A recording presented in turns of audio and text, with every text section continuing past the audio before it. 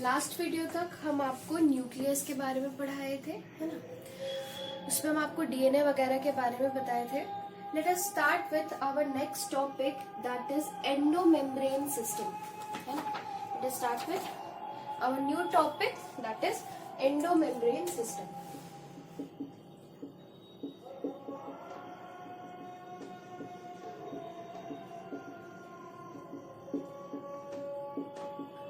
है ना, इसको कई जगह पे सेल मेम्ब्रेन सिस्टम भी बोलता है।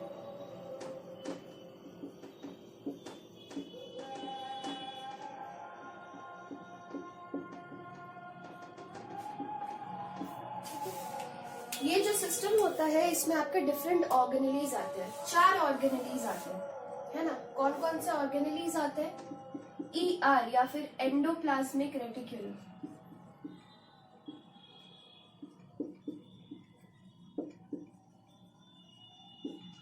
गोल्जी बॉडीज,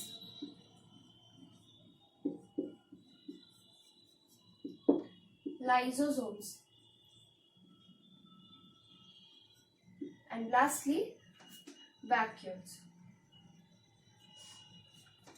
ये जो 4 सेल्यूलर ऑर्गेनेलीज होते हैं इनके फंक्शंस आपस में इंटरकनेक्टेड होते हैं। इंटरकनेक्टेड होने की वजह से ये आपस में मिल करके ये एंडोमेम्ब्रेन सिस्टम को बनाते हैं, ठीक है। इसके अलावा जो भी आपका मेन सेल्यूलर ऑर्गेनेलीज हो गए, क्या क्या हो गए, जैसे कि माइटोकॉन्ड्रिया, है ना, और क्या हो गए, प्लास्टिड्स एक्सेट्रा, है ना। ये सब आपका एंडोमेम्ब्रेन सिस्टम के अंदर नहीं आता है, ठीक है। तो एक एक करके डिस्कस करेंगे। Let us start with our first cellular organelle, that is endoplasmic reticulum, है ना।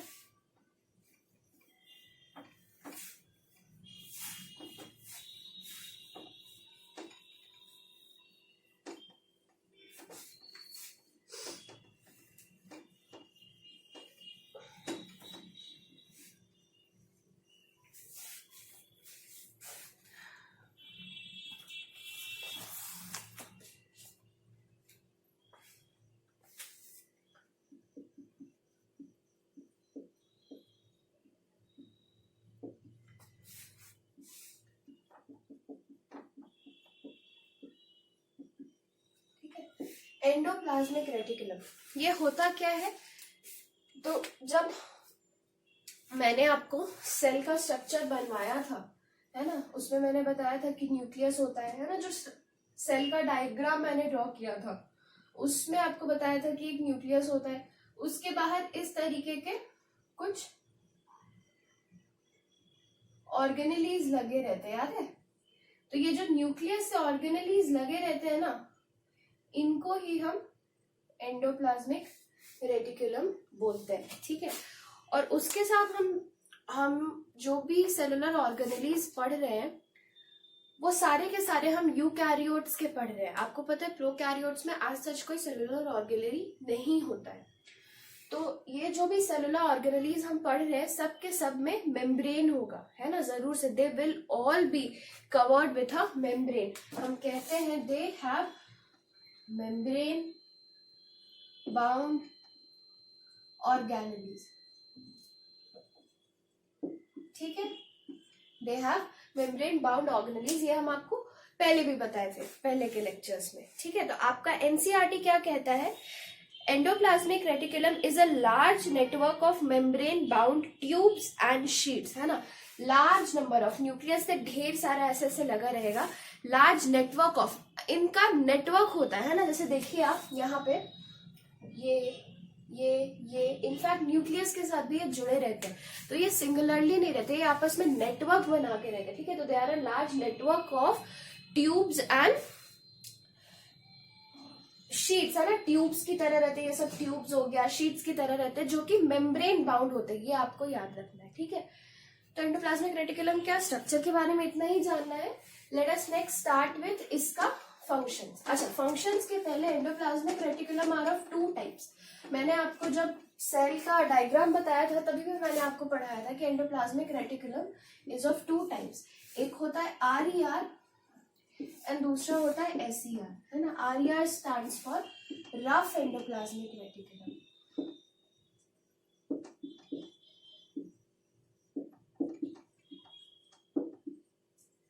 ठीक है, and SER stands for smooth endoplasmic reticulum.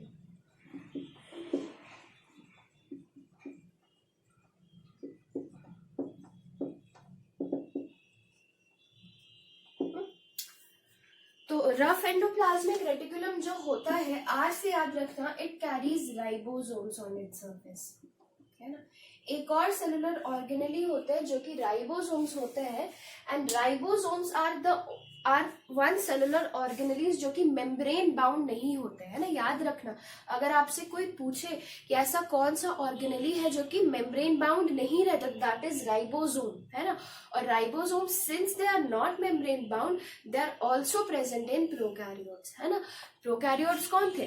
Prokaryotes are the type of cells which do not have any membrane bound organelles. ठीक है, तो ribosomes वो वाले cellular organelles हैं जिनके पास की अपना cellular membrane, I am very sorry, अपना ऑर्गेनेल का मेम्ब्रेन नहीं होता है। ठीक है, तो हम इसको रफ क्यों बोलते हैं? आप सोचिए, राइबोसोम्स है, ये एंडोप्लाज्मिक रेटिकुलम है, ठीक है, इसके ऊपर ढेर सारे ऐसे छोटे छोटे राइबोसोम्स लगे होते हैं इसके सरफेस पे। ठीक है, तो सरफेस पे ढेर सारे छोटे छोटे राइबोसोम्स लगे होंगे, तो आपको क्या लगेगा? That is very rough in texture, तो इसलिए हम इसको रफ एंडोप्लाज्मिक रेटिकुलम बोलते हैं। स्मूथ एंडोप्लाज्मिक रेटिकुलम वो एंडोप्लाज्मिक रेटिकुलम जिसके ऊपर राइबोसोम्स नहीं रहते। तो राइबोसोम्स नहीं रहेंगे तो मेरे को कैसे दिखेगा? इसका सरफेस एकदम मेरे को स्मूथ दिखेगा, है ना। The surface of this type of ribosome will be smooth, तो दैट इज कॉल्ड SER। ठीक है, थोड़ा सा फंक्शंस के ऊपर आ जाते हैं एंडोप्लाज्मिक रेटिकुलम का।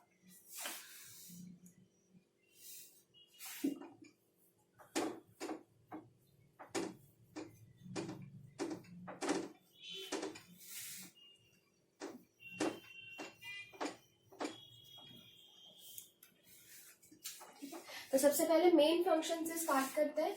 जो आपका RER होता है, that is rough endoplasmic reticulum, that is responsible for protein synthesis.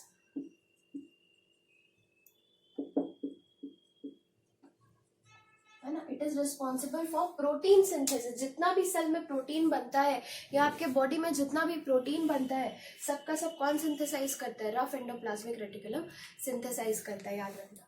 उसके बाद दूसरा SER जो होता है, smooth endoplasmic reticulum, that synthesises lipids, है ना। क्या है लिपिड्स? प्रोटीन्स, याद करो, बताया था, है ना। Lipids and proteins are a type of biomolecules. 4 main तरह के बायोमोलिक्यूल्स होते हैं हमारे बॉडी में। कौन कौन से?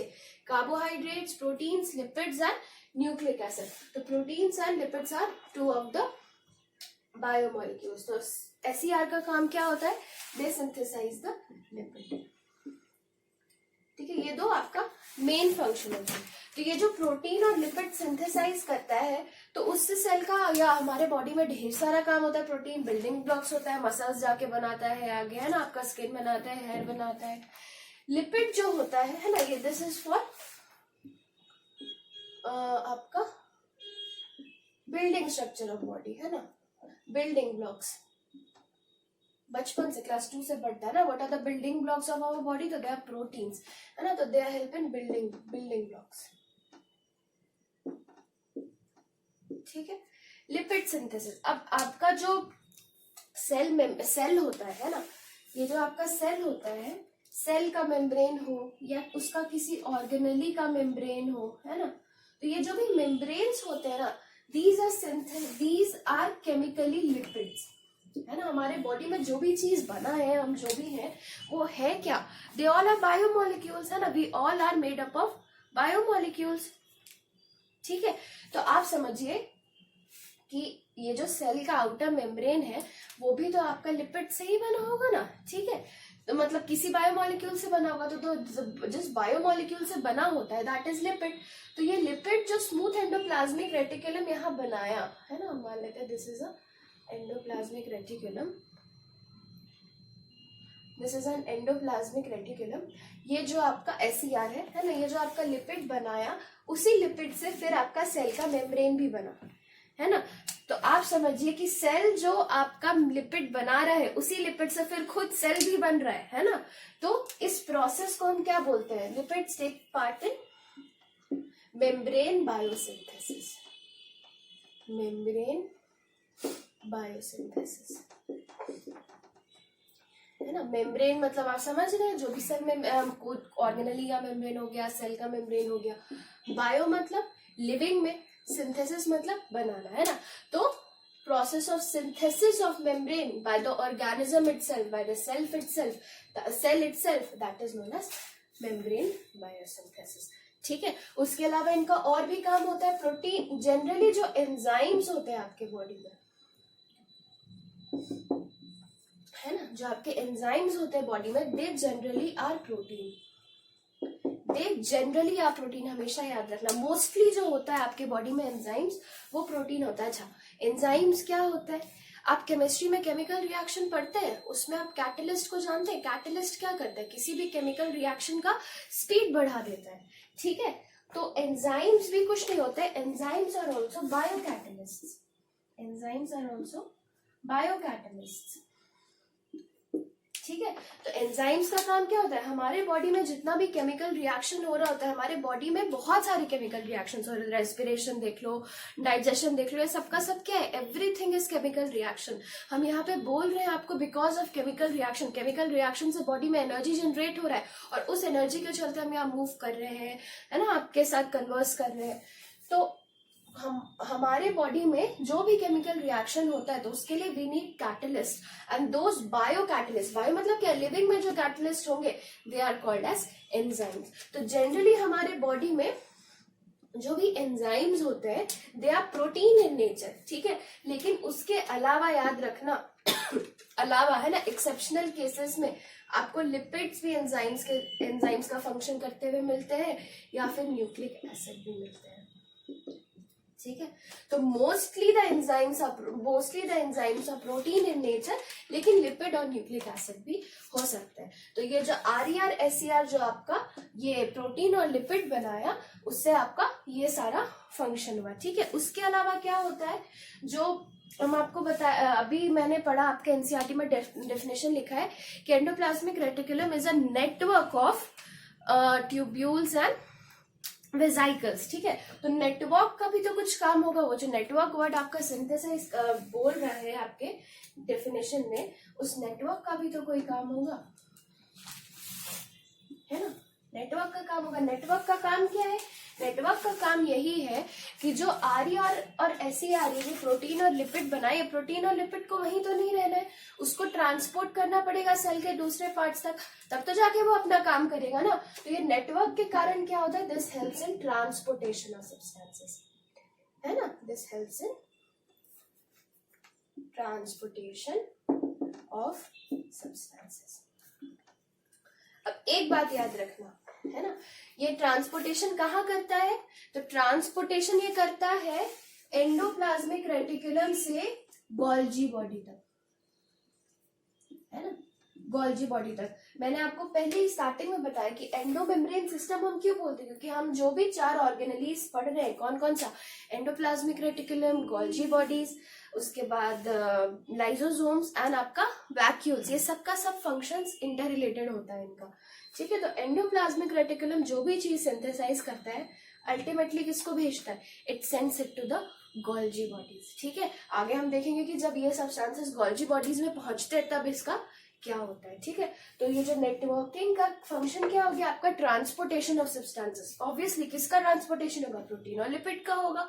कहाँ भेजेगा? एंडोप्लाज्मिक रेटिकुलम से गोल्जी बॉडी तक भेजेगा। ठीक है। या फिर ये जो नेटवर्क है, मैंने जब आपको डायग्राम बनाया था सेल का, पलट के देख लेना।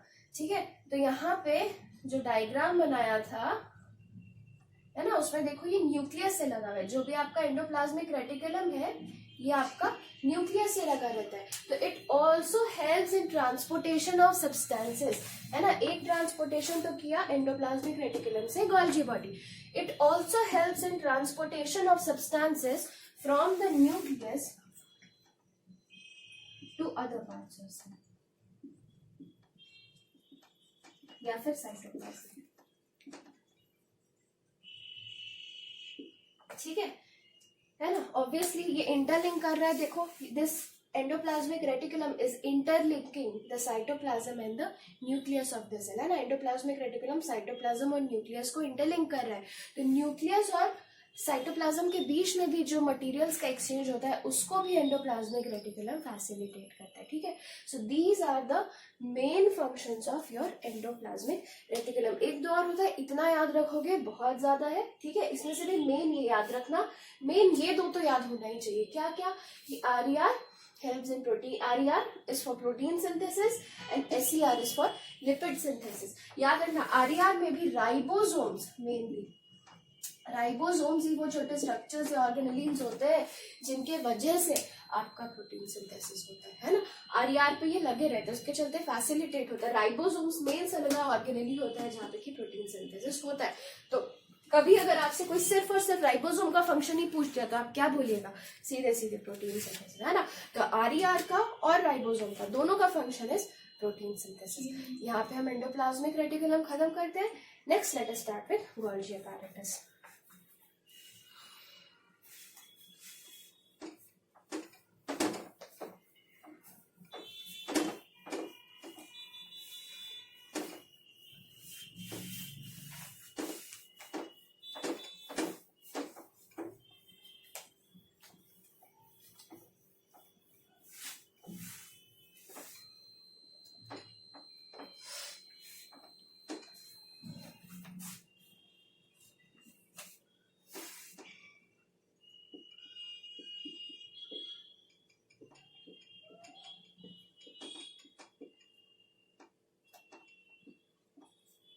गोल्गी apparatus को गोल्गी बॉडीज भी कहते हैं.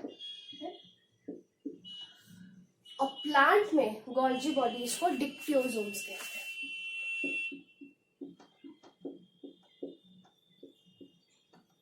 ठीक है. प्लांट्स में गोल्गी apparatus को डिक्टियोसोम्स कहते हैं. तो अब इसका फंक्शन क्या होगा? आप सोचिए, गोल्गी apparatus क्या किया? जो भी प्रोटीन या लिपिड सिंथेसाइज हुआ था, ठीक है, वो आपका नेक्स्ट सेलुलर ऑर्गेनेली तक ट्रांसपोर्ट किया ना. ठीक है. तो गोल्गी apparatus का काम क्या होता है? पैकेजिंग. तो गोल्गी apparatus क्या करेगा? जो भी सामान है ना उसको एंडोप्लाज्मिक रेटिकुलम से मिला, इट विल पैक इट, है ना. आप सोचिए कि आपको फैक्ट्री से, इट्स जस्ट लाइक कि फैक्ट्री से कोई चीज प्रोड्यूस हुआ, है ना. प्रोड्यूस होके जहां पे उसको अगर मेरे को मेनली ट्रांसपोर्ट करना है, किसी शॉप तक मान लेते हैं पहुंचाना है ना, जहां पे उसका यूज होगा, तो सबसे पहले क्या होगा? उसको पैक करना पड़ेगा. तो एंडोप्लाज्मिक रेटिकुलम वो कारखाना, इट इज दैट फैक्ट्री जहां पे कि कोई भी चीज प्रोड्यूस होता है. ठीक है.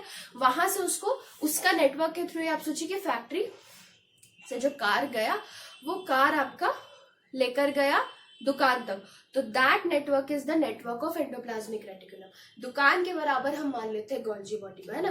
गोल्गी बॉडी में आया, अब वहां पे क्या होगा? जो भी सामान आया उसको पैक किया जाएगा, है ना. अगर उसको मेरे को कस्टमर तक देना है तो सबसे पहले क्या किया जाएगा? We will pack it. ऐसे ही तो उठा कर नहीं ना दे दोगे. तो सबसे पहला काम क्या होता है गोल्गी apparatus का? Packaging of substances.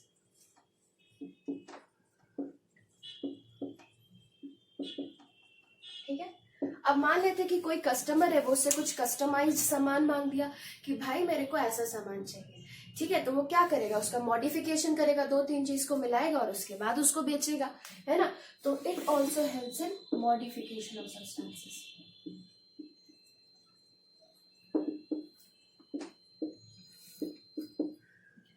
ठीक है. पैकेज हो गया, मॉडिफिकेशन हो गया, अल्टीमेटली क्या है? कस्टमर को डिलीवर करना. तो अब सेल के जिस जिस पार्ट में, है ना, इन सारे सब्सटेंसेस का काम होगा, वहां पे ये क्या करेगा? इसका ट्रांसपोर्टेशन करेगा. तो गोल्गी apparatus का फाइनल तीसरा फंक्शन क्या होता है? Transportation of substances.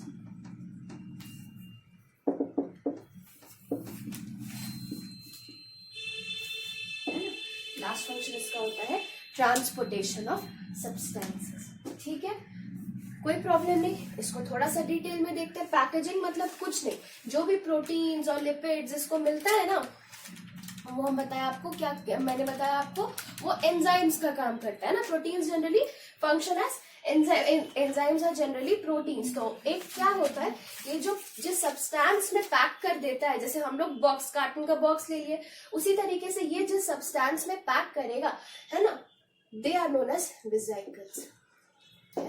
वेसिकल मतलब पाउच लाइक स्ट्रक्चर जिसके अंदर ढेर सारा सब्सटेंस भरा रहेगा। जनरली क्या भरा रहता है, यही एंजाइम्स भरा रहता है। और इन्हीं वेसिकल्स को हम क्या बोलते हैं, इन्हीं वेसिकल्स को हम लाइसोसोम कहते हैं, है ना। देखा कैसे इंटरलिंक हो रहा है, एंडोप्लाज्मिक रेटिकुलम से स्टार्ट किया, गोल्जी बॉडी पे पहुंचा, है ना। गोल्जी बॉडी से स्टार्ट किया, लाइसोसोम पे पहुंच गए, ठीक है। मॉडिफिकेशन ऑफ सब्सटेंसेस, जो आपका लिपिड बना, है ना, प्रोटीन बना।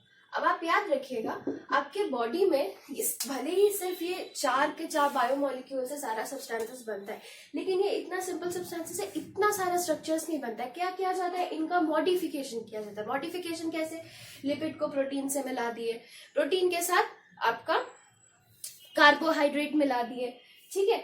ये सब करके क्या होता है, इसका मॉडिफिकेशन होता है, ठीक है। तो लिपिड के साथ अगर हम प्रोटीन मिला देंगे तो आई एम वेरी सॉरी, ठीक है, इसके साथ आपका बॉडी में कार्बोहाइड्रेट भी एक और होता है ना, बायोमोलिक्यूल। खैर दिस इज नॉट सिंथेसाइज, ये दोनों जो होता है आपके बॉडी में सिंथेसाइज भी होता है, मेरे को डाइट से भी मिलता है, जो आप खाना खाते हैं उससे भी आपको ये मिलता है। लेकिन